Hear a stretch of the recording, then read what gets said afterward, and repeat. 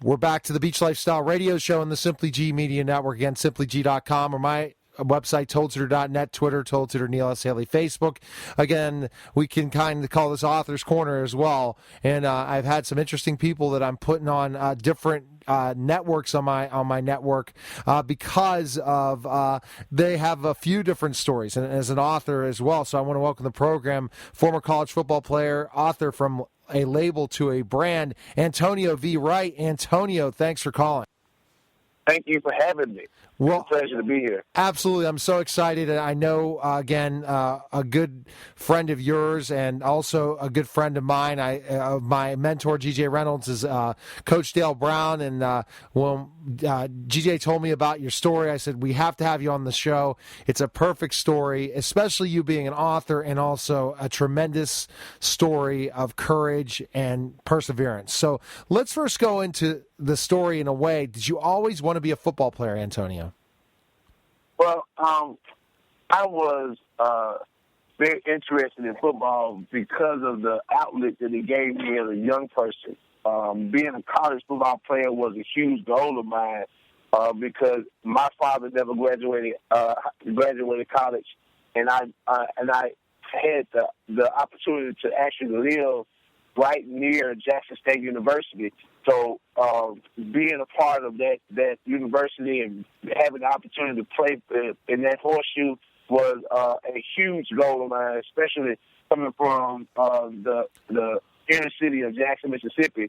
I lived in a single-parent home where I had an abusive father that was abusive to my mother, abusive to myself, and really taught me nothing about, I guess, respecting myself.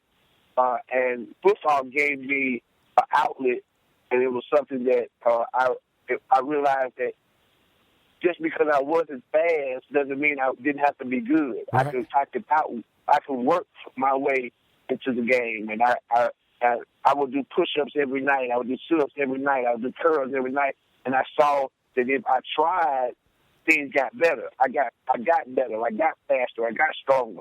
And so it became a serious and a great outlet.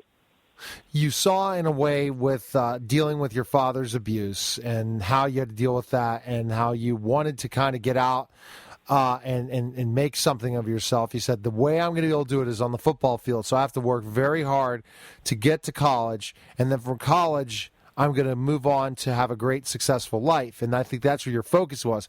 As you talked off air, NFL was not your focus. It was more about going to college and using that as an outlet for success. Right, Antonio?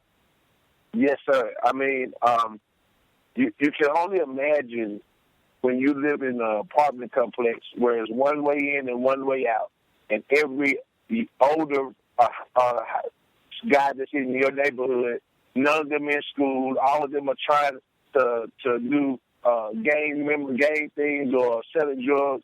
And myself, I wasn't the most intellectual student. I wasn't the best student. I went to 7 elementary schools in 6 years. But what having mentors that would take out the time to help me learn how to read. I was actually basically illiterate in the 5th grade. And it took a lot of effort from teachers and coaches that saw a light in me. They saw something in me, and they saw the effort that I was putting behind, so they put in more effort in me. And from their view of what I could be, I started to see at the same window. I started seeing the same picture that they were seeing in me, and it gave me a challenge. And one thing that I was always, I guess, as a positive and a negative, I took on every challenge. Yes, definitely. And so you really wanted that success, and then your dream did come true. You did get to go play college football. Yes, so in high school, were you a pretty good athlete in high school? I mean, especially to play in Jackson.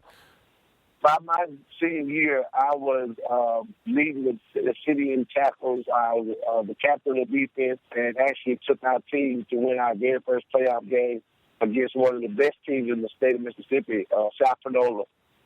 If anyone knows anything about high school football, Sapinola has since that year, they lost and won over 11 state championships.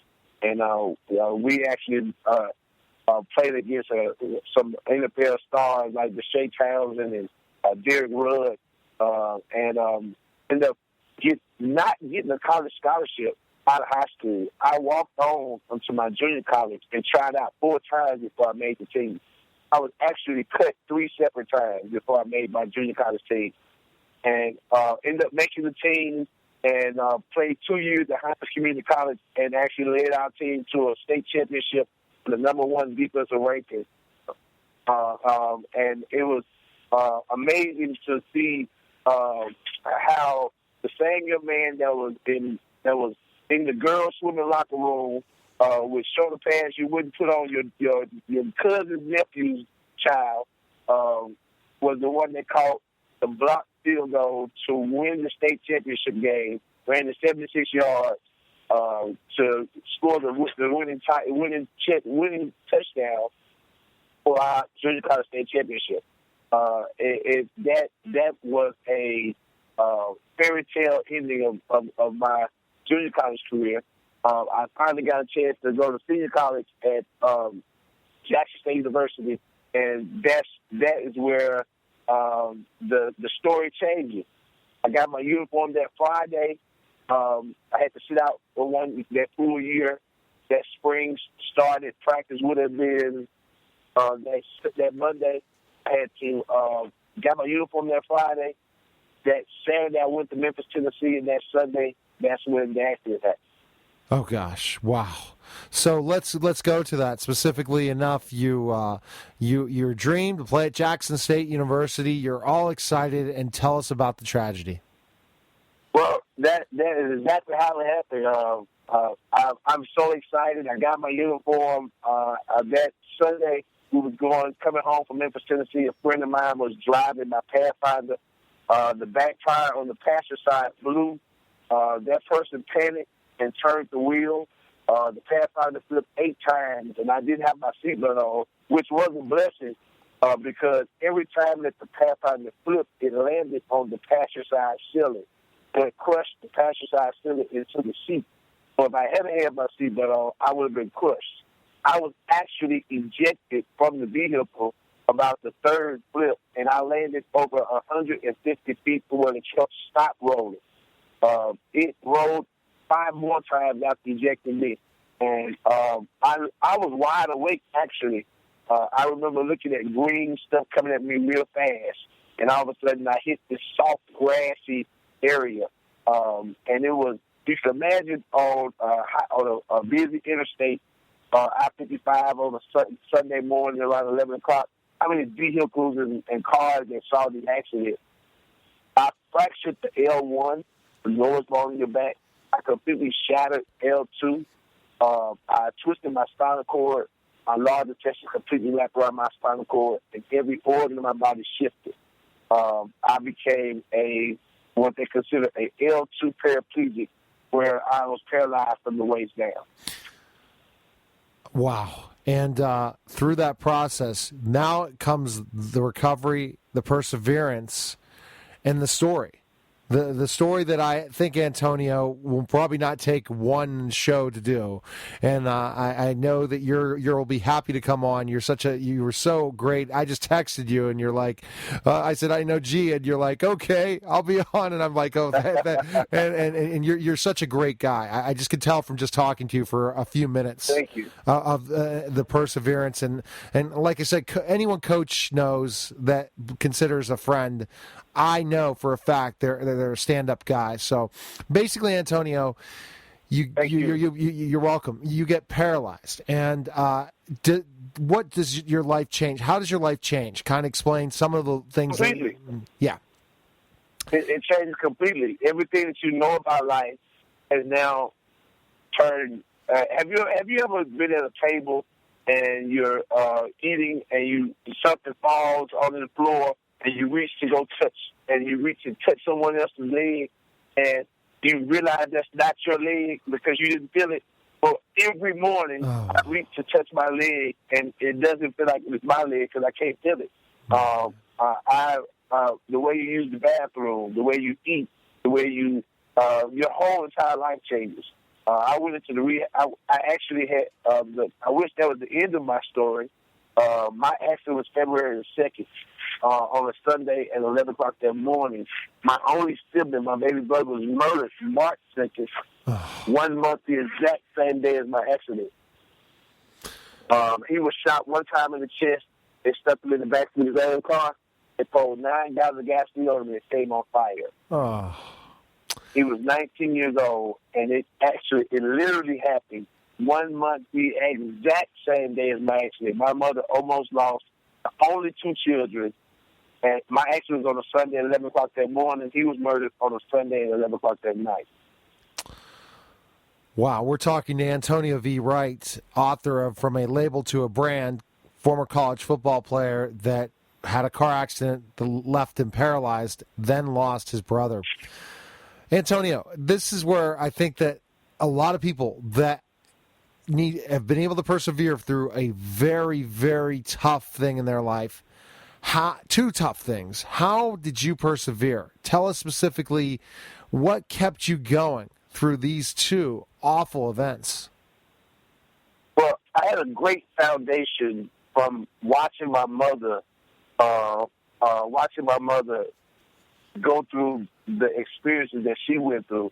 She had faith that no matter what challenges occurred, that it was going to be all right. And I watched her throughout my lifespan, and then everything that I had experienced up until that point, it never showed me. I've never not been fed. I've never had to sleep on the street.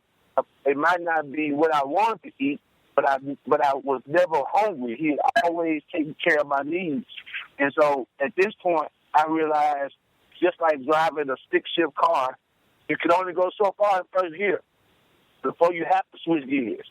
And I wish I could say, no, I don't. I mean, you would play that. I'm glad I can say I never got depressed. I never got, why me, Lord? I just feel like, okay, so this is the next challenge. And everyone, it doesn't take life in that same way. But for me, I've never been given anything easy. Nothing ever came easy for me. Nothing ever was just very comfortable. It was always a challenge. And so what made me think that just because, his life was getting better, it was going to stop being challenging. So I accepted my role really fast, and I did everything that the doctors, the therapists asked me to do. And then God really put people in my life that quickly showed me the lifestyle that you can live in a wheelchair. It's a different lifestyle, but it's still a life. Right. And so I started driving within a month after my injury. I started powerlifting and swimming and playing wheelchair basketball within 3 months of my injury. I was coaching football by the following fall and back in college by the following fall.